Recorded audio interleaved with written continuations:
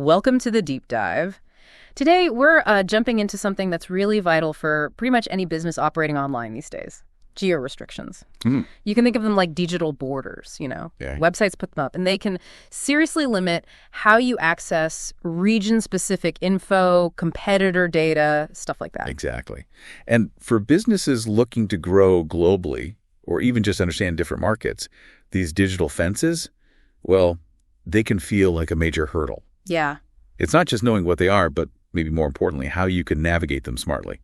Ethically, too, to actually get ahead. And that really is the crux of it, isn't it? So many companies hit a wall. They try to do basic things like see competitor prices in Germany or check how their own products look in Japan or even just make sure their ads are showing up where they paid for them to show up. Yeah. These location blocks, they're a real pain point for growth. Absolutely.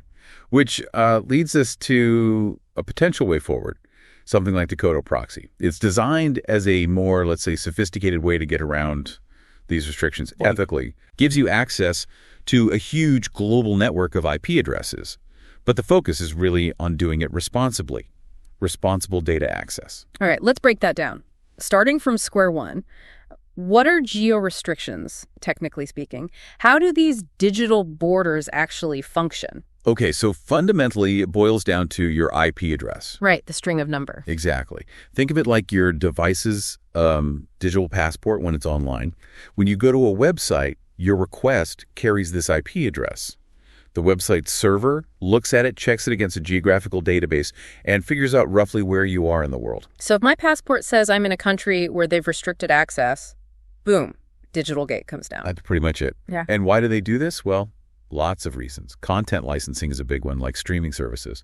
They might only have the rights to show a movie in the U.S., not in Europe. Makes sense. Then there's e-commerce, the price you see for something online. It can change dramatically depending on where you're browsing from.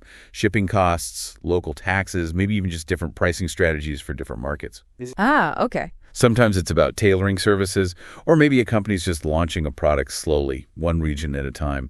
And yeah, beyond just costs, those price differences can show how a company views a market's willingness to pay, or if they're trying to undercut local competition. That makes a lot of sense for things like Netflix or online stores. But what about businesses just trying to get, a clear view of the market? Which sectors really feel the pinch from these restrictions? Oh, quite a few. E-commerce is definitely high on the list. Retailers need to see competitor pricing, how their own products are listed in, say, France versus Italy. Right. Geo-blocks can completely hide those local site versions. Makes it super difficult to track competitors accurately, or even spot counterfeit goods that might only be popping up in certain areas. Counterfeits, wow. Didn't even think of that angle. That's a big deal. What other areas are hit hard? Ad tech is another one. Digital advertising. Companies spend a lot on ads. They need to verify those ads are actually showing to the right audience in the right place. Yeah, proof of placement. Exactly. Yeah. Monitor campaign performance. Check for local compliance. If you can't see the ads like a local user sees them, how do you know your money's well spent? Or if there's ad fraud happening, it's not just wasted money. It might mean your targeting is off, or maybe competitors are even messing with your campaigns in those regions. Right. You absolutely need that local perspective. What about SEO? Search engine optimization? Oh, critical for SEO. Yeah. Search results, SRPs, they are not the same everywhere. Yeah. What pops up when you search running shoes in London is totally different from what someone in Sydney sees. Really?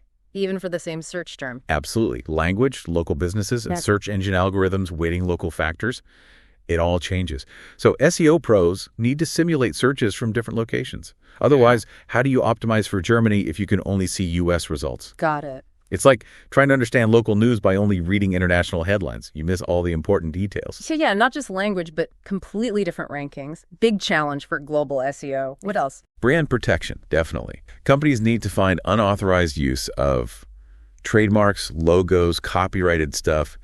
If that's only visible in, say, Brazil, geo-blocks make it incredibly hard to spot and stop. Like playing whack-a-mole blindfolded. Pretty much. Market research, too. Yeah. Understanding local sentiment means looking at local forums, social media, news sites. Geo-blocking just shuts that door. Yeah. Even travel and tourism, comparing flight and hotel prices gets really tricky because prices change based on your point of sale, your location, and cybersecurity, too. Investigating threats specific to one region can be blocked. Wow. Okay. So these digital borders, they really ripple outwards, causing issues across a lot of different business functions. How do websites actually do this, like the technical methods? Well, the simplest is just IP address blocking. Your IP is on a list for a restricted region, access denied. Simple as that. Okay. Sometimes they'll just redirect you.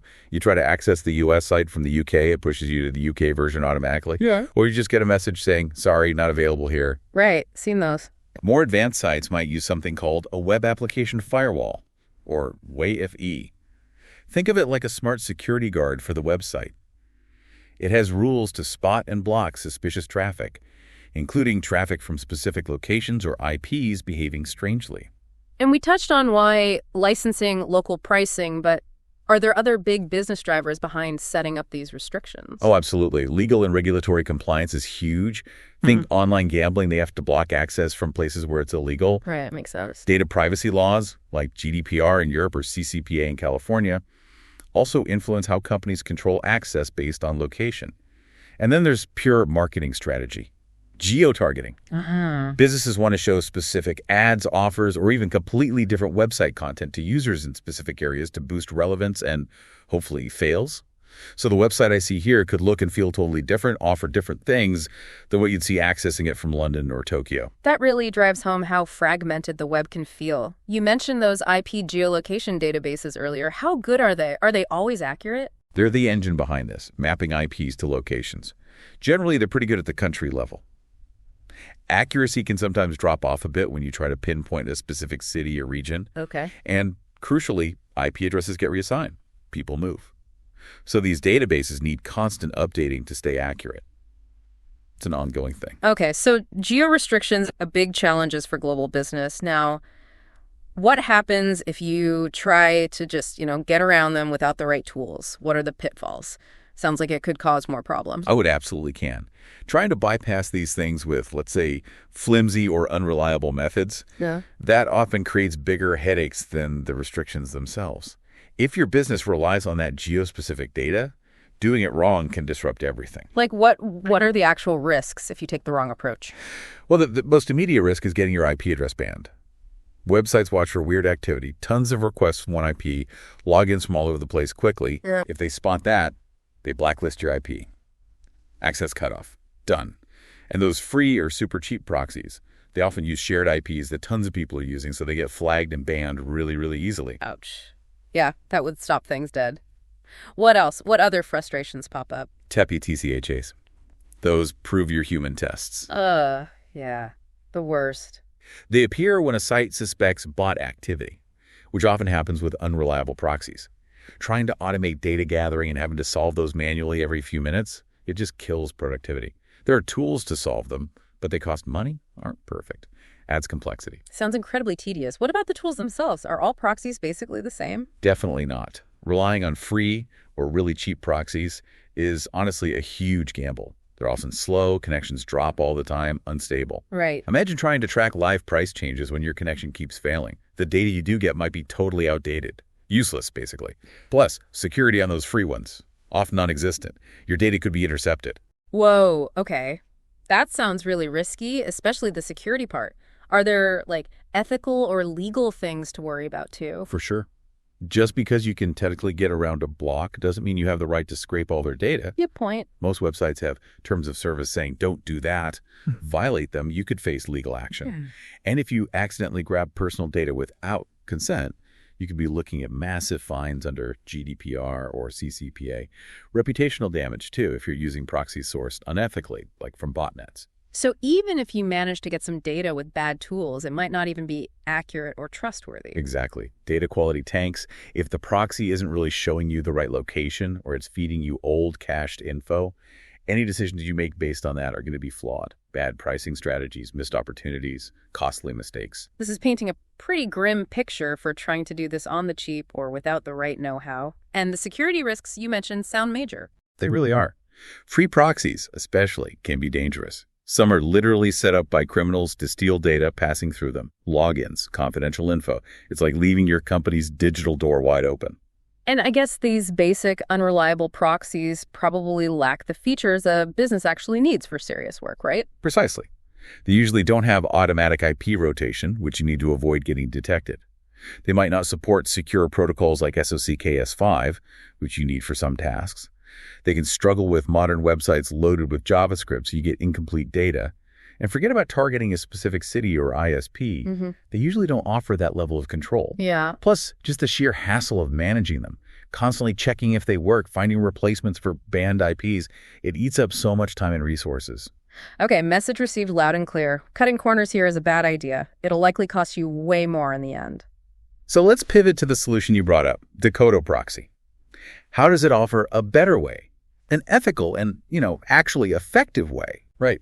Dakota represents a much more sophisticated and, like we said, ethical approach. Their whole model is built around providing high-quality, ethically sourced proxy servers, plus the advanced features businesses need for reliable, responsible, global data access. Okay, ethically sourced. You've mentioned that a few times. What does that actually mean here? How do they do it? Great question. It's key.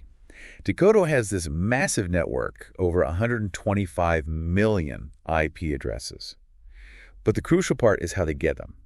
They focus on getting explicit consent from real internet users to include their IP in the network. Consent. How? Usually it's in exchange for something, like getting an ad-free version of an app or some other benefit. It's transparent.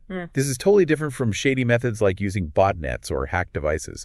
For businesses using Dakota, it means peace of mind. You're not tied up in anything illegal. And because the traffic comes from real users who opted in, it looks much more natural to websites, drastically cutting the risk of getting blocked or banned. That's a huge difference, yeah, from a trust perspective. What about targeting specific places? If I need to see exactly what users in, say, Miami see, can Dakota do that? Yes, that's another major strength. Precise location targeting. You can pick IPs from over 195 locations globally, not just countries, but state level in the U.S., all 50 states, and even down to the city level in many, many places. Wow. City level. Yeah. So that e-commerce example. Yeah. If you need to check competitor prices specifically in downtown LA, you can grab an IP that looks exactly like it's coming from there. That level of precision means the data is super relevant and accurate for your specific needs. That's incredibly specific. Really powerful. What other sort of advanced features help with efficiency and staying under the radar? They've got several key things. Automatic IP rotation is huge. You could set it to switch your IP with every single request, making you really hard to track. Or you can use sticky IPs if you need the same address for a longer period, like managing an account. Okay. Flexible? They also support SOCKS5 proxies alongside the standard HTTPH TTPS. SOCKS5 is more versatile, often better for things beyond just web browsing, and adds another layer of security. It can sometimes bypass trickier blocks too. Think of it like a more robust, secure tunnel for your traffic. So it's not just about getting access, but doing it securely and reliably. What about performance? Slow proxies are a killer. Dakota really shines here. Their average speed is less than 0.3 seconds per connection, and they guarantee 99.99% uptime. Wow. That reliability is absolutely critical for serious data gathering. They also boast a success rate around 99.94%, meaning your requests actually go through and get the data you need, instead of hitting errors or blocks.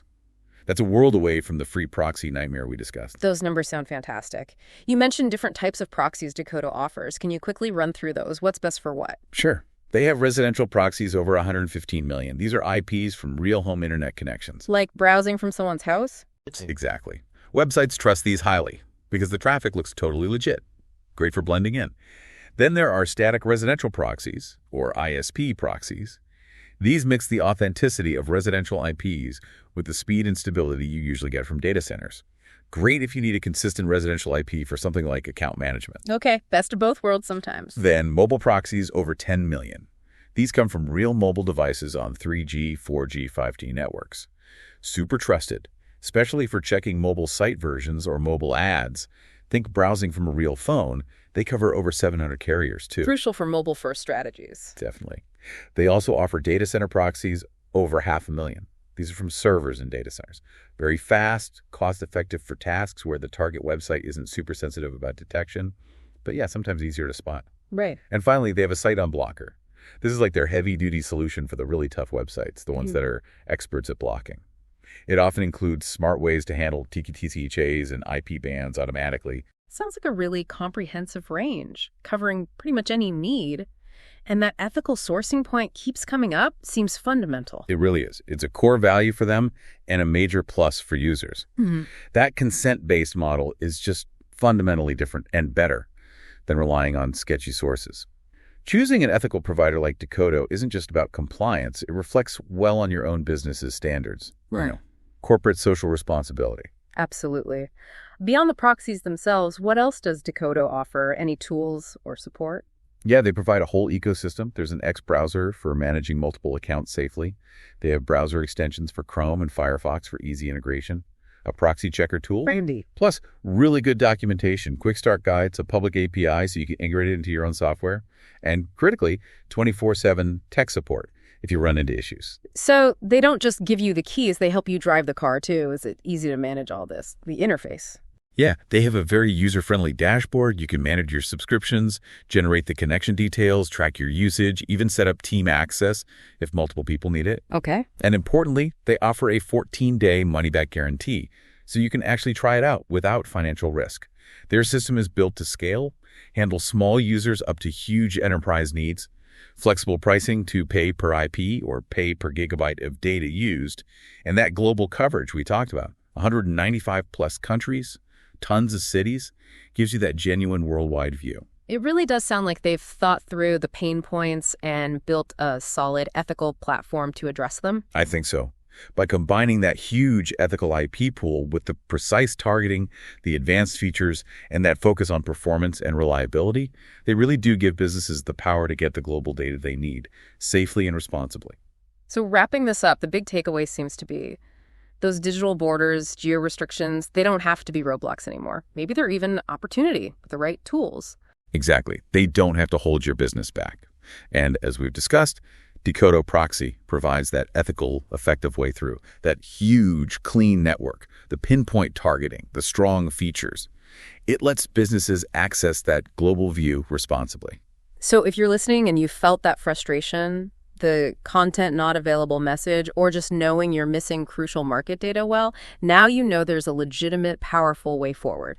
We'd really encourage you to check out what Decodo offers for getting past these digital walls and tapping into that valuable global data ethically, effectively. That's right. Those insights are definitely within reach now. You can give Decodo Proxy a try yourself. We've put a direct link right there in the description or the bio for this deep dive. Definitely worth exploring their trial, that 14-day money-back option, or looking at their plans to see what fits your needs. Yeah, absolutely. By using the right tools, like Decodo, businesses really can unlock those critical insights, fine-tune their global strategies, and just compete much more effectively worldwide. It's about turning what felt like a limitation into a real advantage through smarter, better informed decisions.